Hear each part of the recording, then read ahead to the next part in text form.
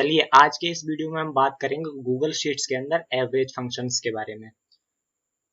तो सबसे पहले देखते हैं कि एवरेज होता क्या है। एवरेज एवरेज का मतलब होता है कि जैसे मान लीजिए मेरे पास ये एक डेटा सेट है, मैं इसका सम करके इसमें जो जितनी बार ये वैल्यूज है, जैसे ये 7, इसका जो काउंट है वो 7 बार है, तो मैं अगर इसका योग करके इसमें 7 का भाग लगाऊं तो मेरे पास एक एवरेज आ जाएगा पर डे की ऑर्डर्ड यूनिट्स का। तो मैं एक बार यहाँ पे करके बताता हूँ आपको। पहले मैं कर लेता हूँ एक बार सम। मैं इस रेंज को सम कर लिया मैंने, 96 आ गया मेरा।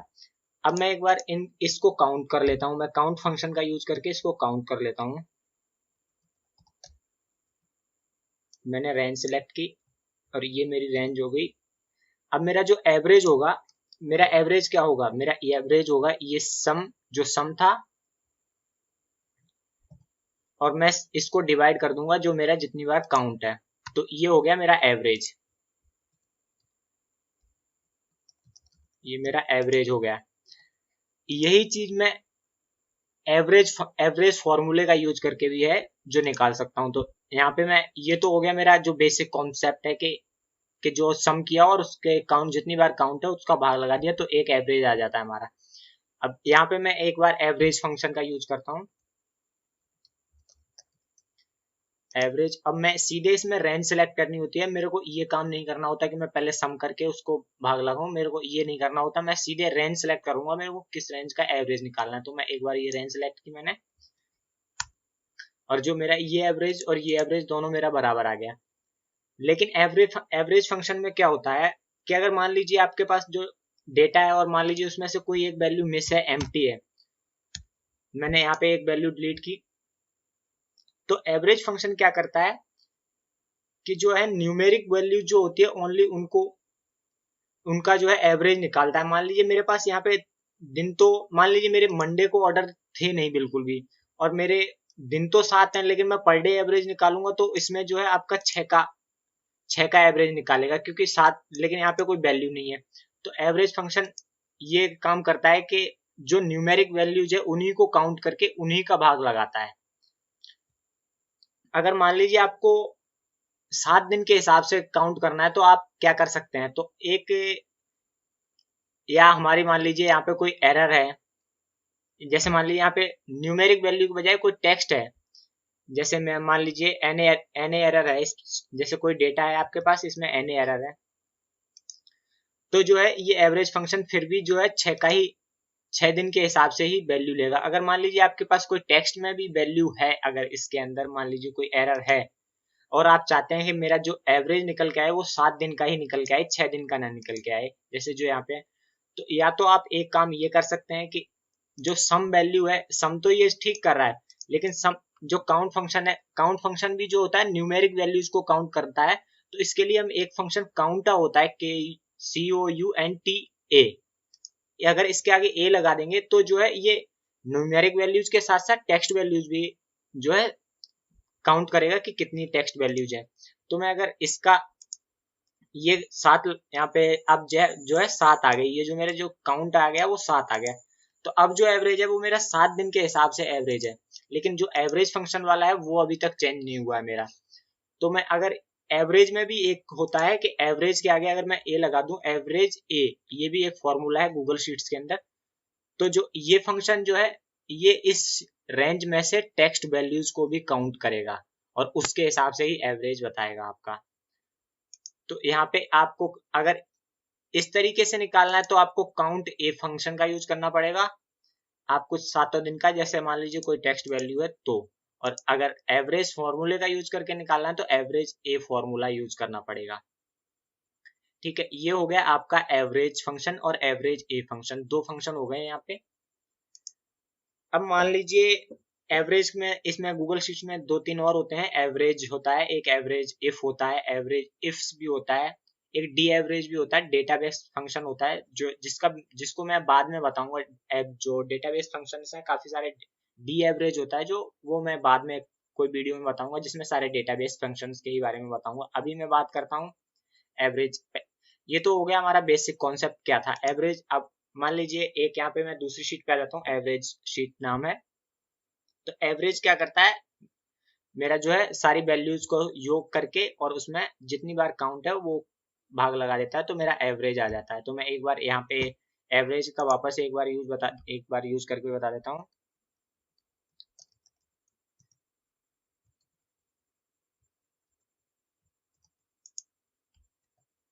यहाँ पे जो है मुझे इन सेल्स यूनिट्स का एवरेज चाहिए, तो मैं यहाँ पे एवरेज फंक्शन लगाऊंगा और मैं रेंज सेलेक्ट कर लूंगा सीधे अपनी।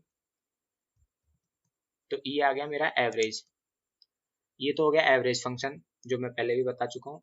अब आते हैं एवरेज इफ पे। मैं दूसरी शीट पे आ जाता हूँ। इसमें मैं एवरेज इफ फंक्शन बताता हूँ।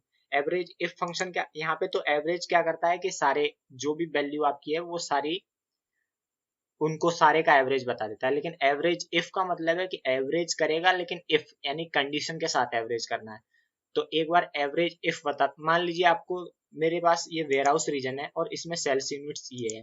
मान लीजिए मेरे को साउथ रीजन के सेल्स यूनिट्स का एवरेज चाहिए, तो वो कैसे निकालेंगे? तो वो एक बार एवरेज इफ फंक्शन का यूज करके वो निकालते हैं हम। जैसे मेरे को यहाँ पे मैं रीजन लिखता हूँ और यहाँ पे मेरे को एवरेज निकालना है। मैं बोल्ड कर देता हूँ इसको। मैं यहाँ पे मान लीजिए मेरे को एक बार साउथ रीजन है, साउथ रीजन का एवरेज निकालना है। तो मैं हमारे पास काफी सारा डेटा है, मेरे को इसमें से केवल साउथ रीजन का एवरेज निकालना है। तो एवरेज इफ फंक्शन का यूज करूंगा मैं।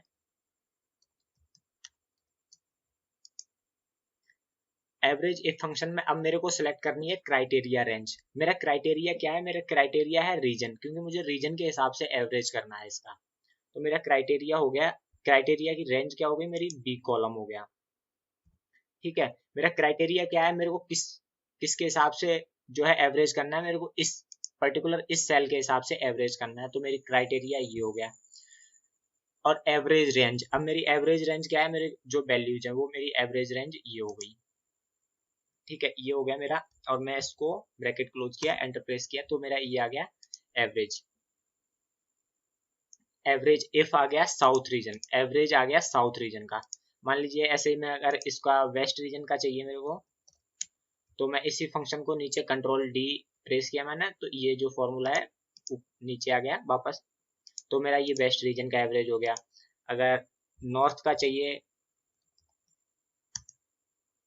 और ईस्ट का भी चाहिए मान लीजिए मेरे को, तो मैं इसी फॉर्मूले को नीचे तक ड्रैग करूंगा और ये जो है मेरा चारों रीजन का एवरेज आ चुका है एवरेज इफ फंक्शन का यूज करके। यहाँ पे मैंने एवरेज इफ फंक्शन का यूज किया है।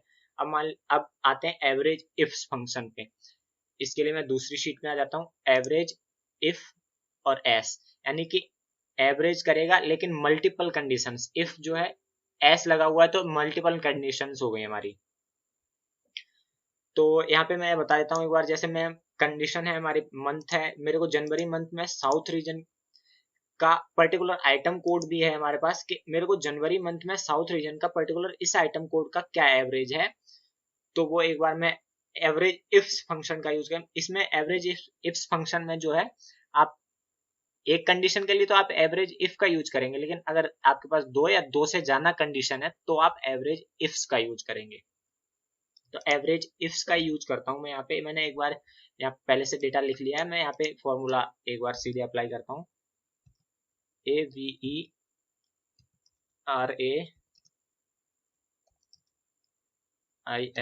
Average ifs.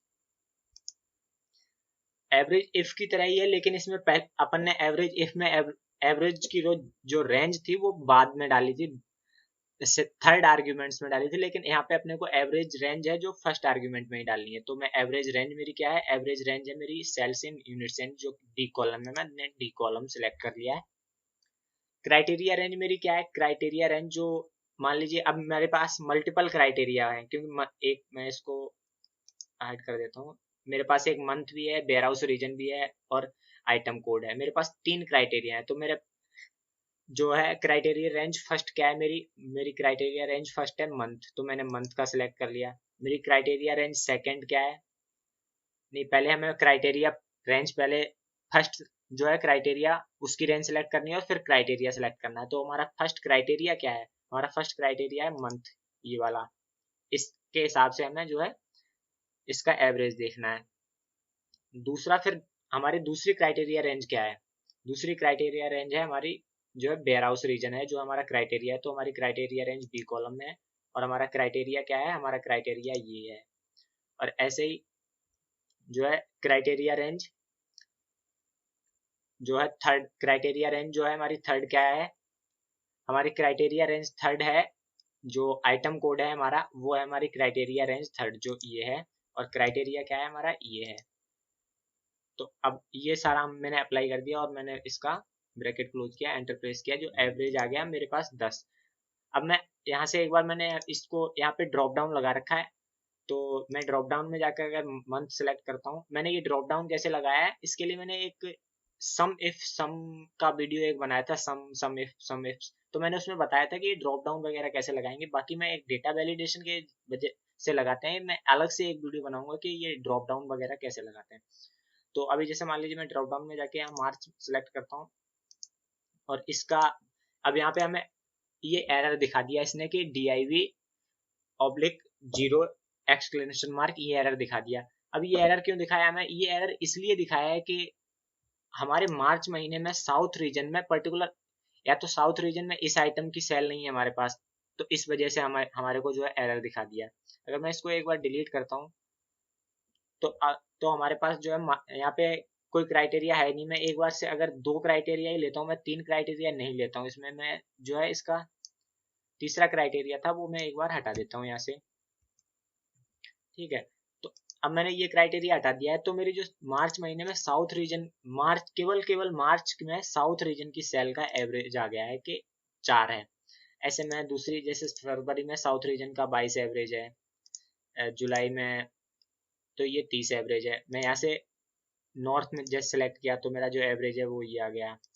मैं ऐसे यहाँ से सिलेक्ट करके मैं दूसरे जो है एवरेज निकाल सकता हूँ। एवरेज इफ मल्टीपल कंडीशन है, अगर आपको एवरेज निकालनी है मल्टीपल कंडीशन है तो एवरेज इफ फंक्शन का यूज करेंगे। तो ये था हमारा एवरेज, एवरेज इफ और एवरेज इफ फंक्शन। तो अगर आपको ये वीडियो पसंद आया हो तो लाइक शेयर एंड सब्सक्राइब जरूर कीजिए। Thank you.